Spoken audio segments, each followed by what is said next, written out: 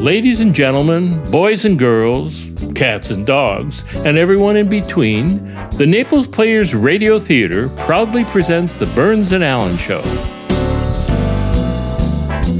It's time to join George, the straight man with a voice as smooth as butter, and Gracie, the queen of befuddlement and the mastermind of mirth, as they take you on an uproarious roller coaster ride of giggles, guffaws, and belly laughs. Well, last night George took Gracie to the ballet, and it's an evening he'll never forget. But he'd like to. To Gracie, it was a new and exciting experience, and she's still thrilled about it. Oh, gee, everybody was there.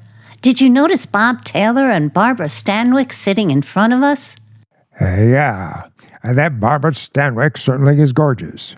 Oh, I'll say. Those actors really marry beautiful women, don't you, George? Yes, that we do. During intermission, there was some very exciting gossip in the powder room. Oh? Mrs. Harris said, "I wonder why Sarah Treadwell didn't come to the ballet." So I said, well, maybe she had a fight with her husband. And she said, oh, not Sarah. And I said, well, I don't blame her if he's running around with another woman. And so she said, poor Sarah, who will take care of their 5 children?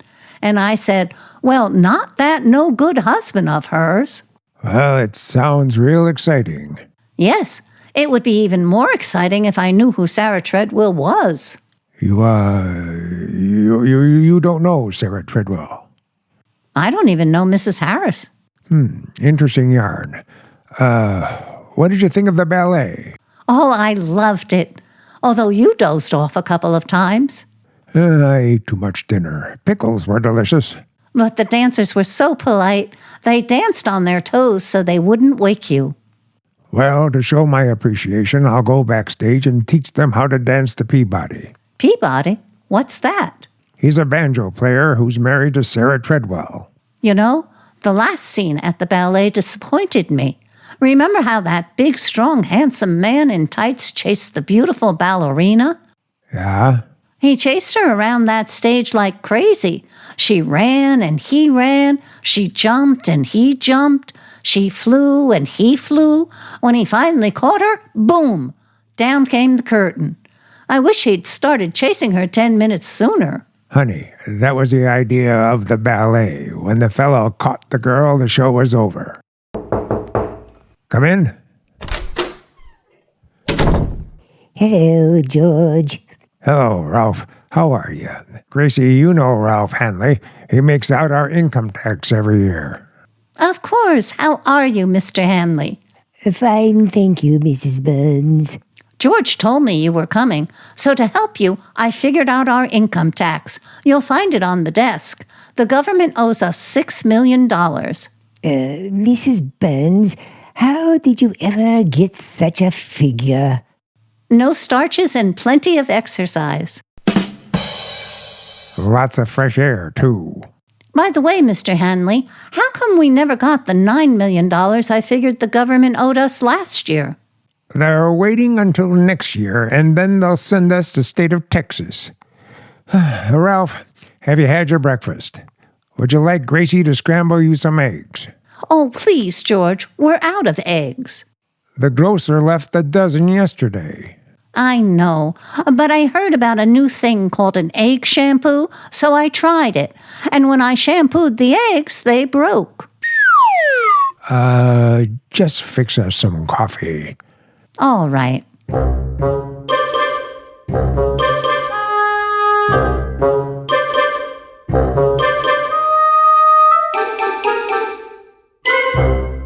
So, Ralph, how's the tax look this year? Oh, about the same as last.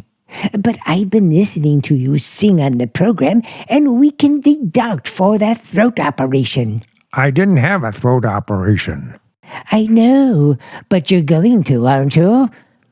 Just make out the text. When I need bad jokes, I'll send for my writers.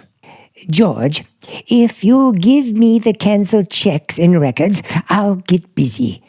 But please, don't let Gracie help me this year. Last year, when I took her to have some papers notarized, the man asked her to identify herself.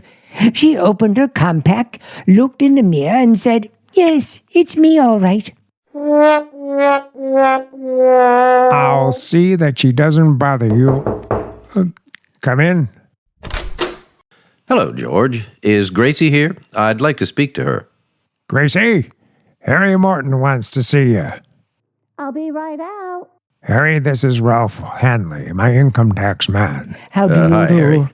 What do you want to see Gracie about, Harry? Well, tomorrow is Blanche's birthday, George, and I don't know what to get her. I thought maybe a diamond ring or a new car. By the way, Mr. Hanley, is that deductible? No, it isn't. I don't know what to get her. I thought maybe a handkerchief or bobby pins. Pipe cleaners would be nice. Oh, hello, Harry. Hello, Gracie. George, I fixed some coffee for you and Mr. Hanley. You'll find it on the stove. Thank you. And I thought you'd like something to go with the coffee, so I made you some tea. Good. Now we can dunk. Come on, Ralph. Let's go in the den and get started on the tax. Gracie, I'm trying to decide what to give Blanche for her birthday. Have you heard her mention anything she'd like? No, but why don't you get her a green necklace to match the gold bracelet you got her for Christmas? She's got enough jewelry. Do you think it would be all right if I gave Blanche a pet? Why not? You're married. No. I mean, something like a dog. Now, don't get a dog. I had one, and he couldn't even learn to run and fetch a stick. I threw that stick and brought it back between my teeth 100 times. That stupid dog just sat there and looked at me like I was crazy. I wonder why. You're right about the dog, Gracie. Perfume would be nice. Or maybe a pretty nightgown. Oh, that's a good idea. I can just picture Blanche in a sheer black nightgown. Me too. Well, there goes that idea. But think of something, Gracie. Oh, I got it.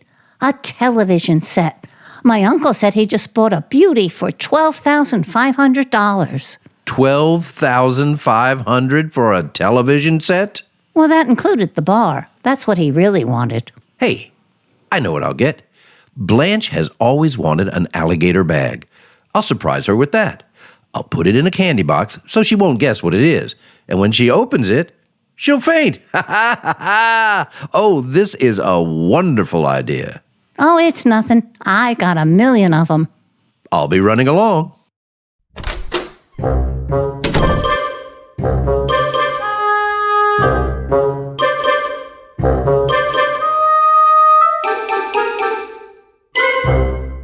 Oh, George, can you ask him how much a woman can deduct for a missing husband? Who's missing? Uncle Joe, Aunt Clara's husband, and if the government will allow... Gracie, I've seen Aunt Clara. Joe isn't missing. He's hiding. Oh, no, George, he's missing. You see, Uncle Joe's hobby is blowing glass. Every night he'd stay on the back porch blowing glass, and one night he blew a bottle around himself. He sat on the back porch and blew a bottle around himself. Mm-hmm. And in the morning, the milkman took him away with the empties. Gracie, you don't believe that story, do you? Well, why not? Lots of people have back porches. Oh, yes, I forgot that. And poor Aunt Clara had to support herself selling homemade bread. That's not easy. Aunt Clara is a smart businesswoman. She didn't sell her bread the day she made it. She kept it until the next day. Why was that? Well, it was day-old bread and she could sell it cheaper. Funny, that sounds right to me. Excuse me, Mr. Burns. I can't go on with your tax until you can explain some of these expenses. Now, here's an item. $50 for 10 pogo sticks. Why did you buy 10? That's all they had. But, Mrs. Burns, what do you want with them? Those sticks come in very handy in case you're attacked by a pogo. George, where's the aspirin? You'll find 2 bottles in the bottom drawer of the desk. Thanks. Gracie, just what is a pogo? You know. But I couldn't tell him that. He might think I was dumb. Now he thinks you're smart. George, do you think our tax bill will be very high this year? Yeah, but thank goodness for community property law. Community property law? That's right. What's that? It's a law that says half of everything I've got is yours and half of everything you got is mine. Oh, then how come I only get 1/4 of what we make? Well, that's the way it works out. I'll show you. Now, here in my hand, I've got $1 and change. Half of everything I've got is yours. Here's 50 cents.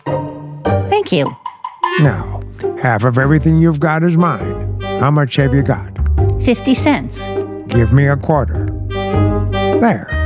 You see how it works? I see real good. Let's do that again, and this time I'll start with $1.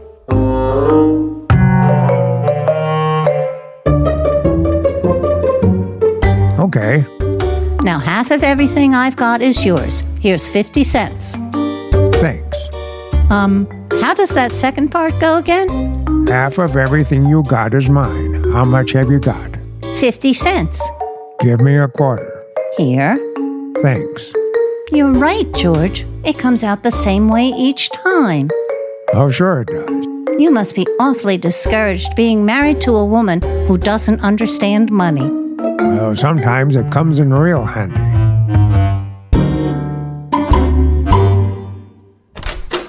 I'm sorry to interrupt again, George, but these items are driving me nuts.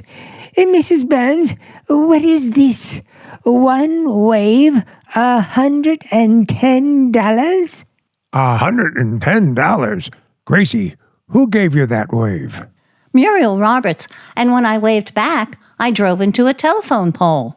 Anything else you want to know, Ralph? Yeah. Give me some more aspirin.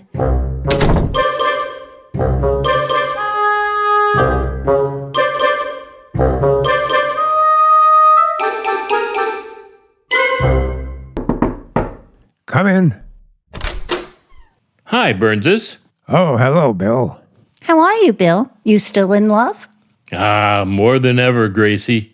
It was just a week ago today that I met Ann Nelson. I went to buy her some flowers.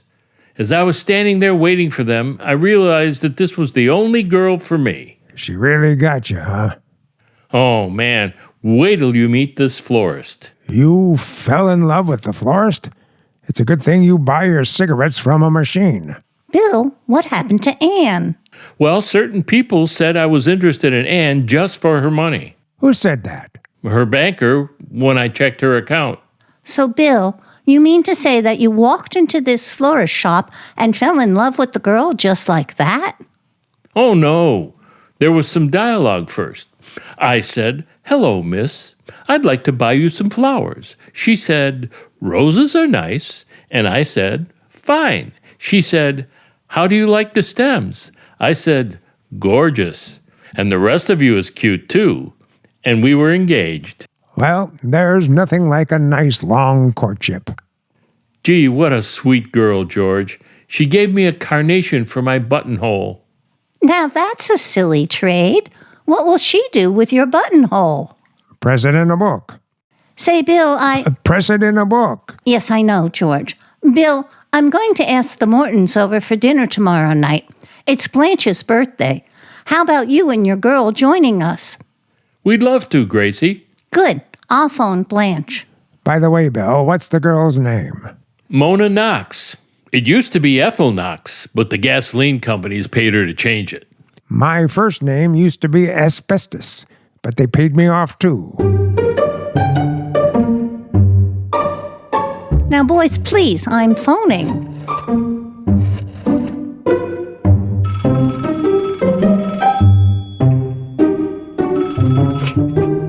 Hello? Blanche? Gracie. Would you and Harry like to come for dinner tomorrow night to celebrate your birthday? Oh, I'd love to. I'll ask Harry and call you back. All right. Incidentally, I helped Harry decide on your present. You'll love it. Oh, what is it, Gracie?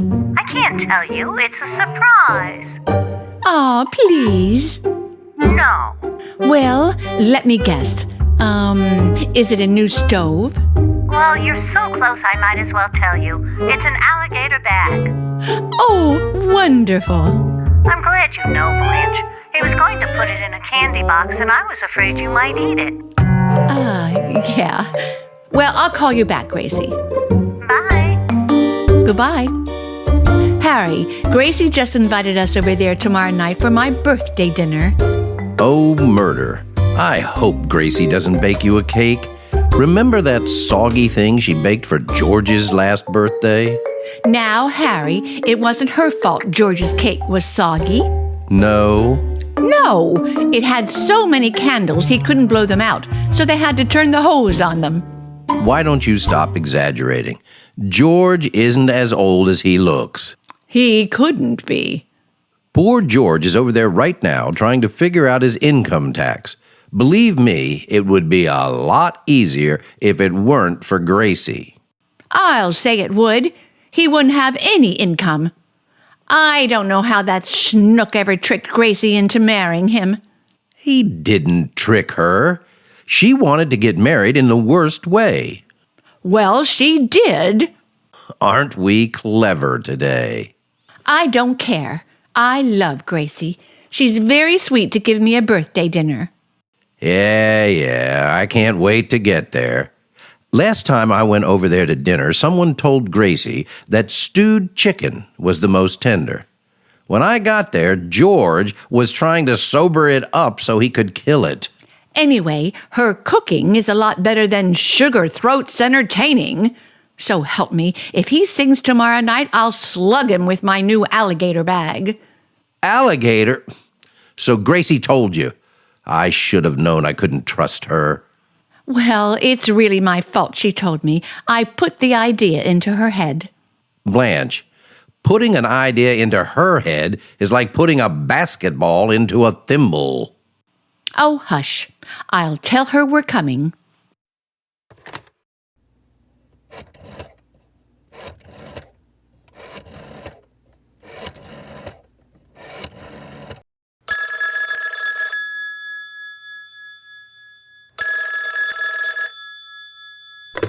Hello? Gracie, this is Blanche. We'll be there for dinner tomorrow night. Oh, good. We'll expect you, Blanche. Oh, and what kind of mince do you like? Wintergreen or clove? Why? I'm making a hot mince pie. We're on a diet, Gracie. See you tomorrow night. Goodbye. Bye.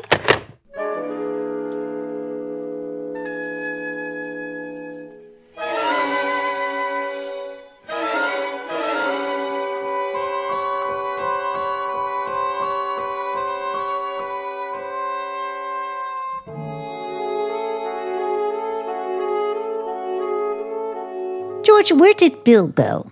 His girl Mona is sitting out in the car. I told him to bring her in. Oh, isn't it wonderful? At last, Bill is really in love. I hope he doesn't meet anybody on the way out to the car.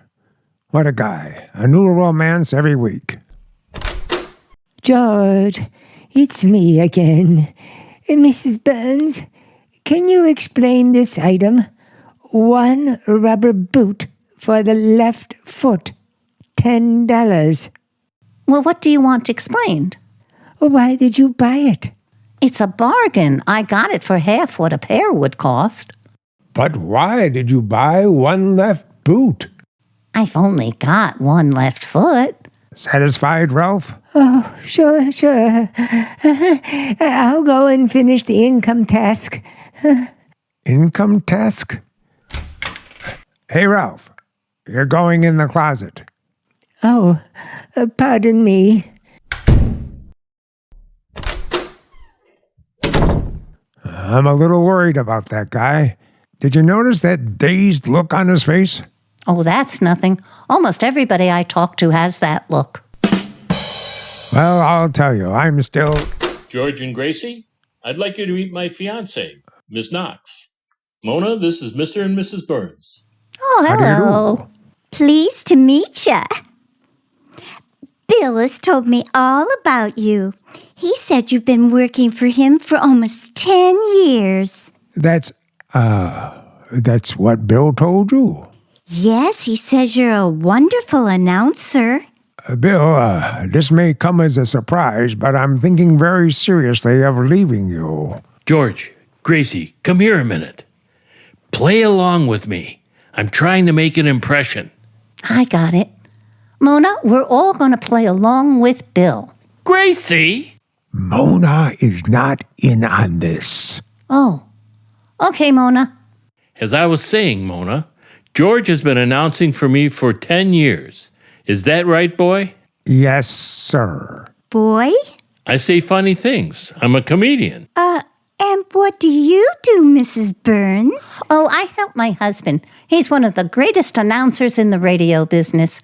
He has a beautiful voice. Oh, I'd love to hear it. Won't you show me what you do, Mr. Burns? He'd be glad to. Are you preventing tooth decay with Amident, ammoniated tooth? Take it, George. Paste. Amident tastes delightful. It leaves your teeth bright and sparkling, your mouth feeling fresh and clean. Amident is a great wake-up tooth. Paste. Amident is recommended by more dentists than any other dentifrice. Give your entire family the protection of Amident ammoniated tooth. Would somebody hand me a glass of water? Here.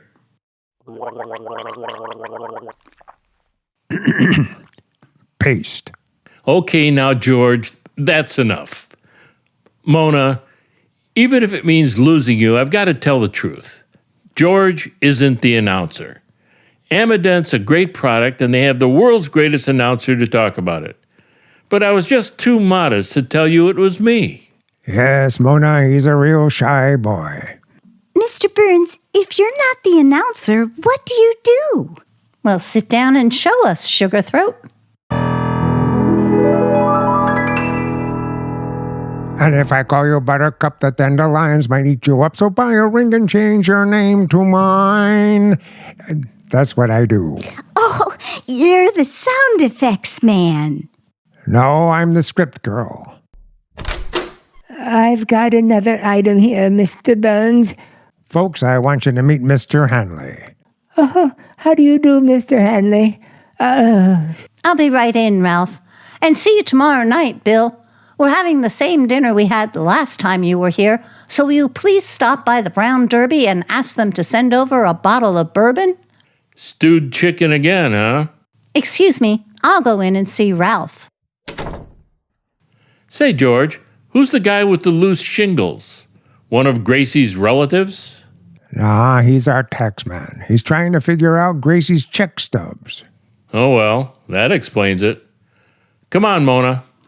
So long, George. Bye. 4 years with the Pee Wee Quartet, and she calls me a sound effects man.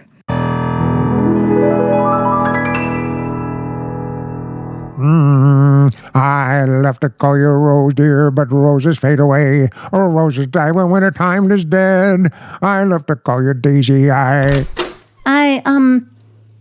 don't think Ralph Hanley should do our taxes. He's too nervous. You know, he asked me why I bought 1,000 ping pong balls, and when I told him, he seemed upset. Well, why did you buy them? Well, I use them instead of mothballs. They don't smell up the closet. But they don't kill moths. Oh, yes, they do. When the moths bite into them, there's nothing there, and they starve to death. Don't let anybody steal this idea. I'll get it. Hello?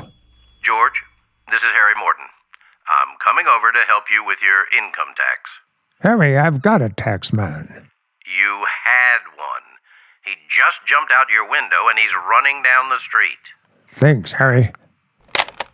Gracie, come over here to the window. Look at Ralph Hanley running down the street. My, he's flying, isn't he? Yes, and you know why? Oh, sure. He's got to get that tax to Washington by March 15th. Yeah, that's what I mean. This has been a Naples Players Radio Theater presentation. If you have enjoyed this production, please let others know. You can always follow us on Twitter, Facebook, and LinkedIn. And don't forget, you can always see what's happening at the Naples Players by visiting our website, www.naplesplayers.org.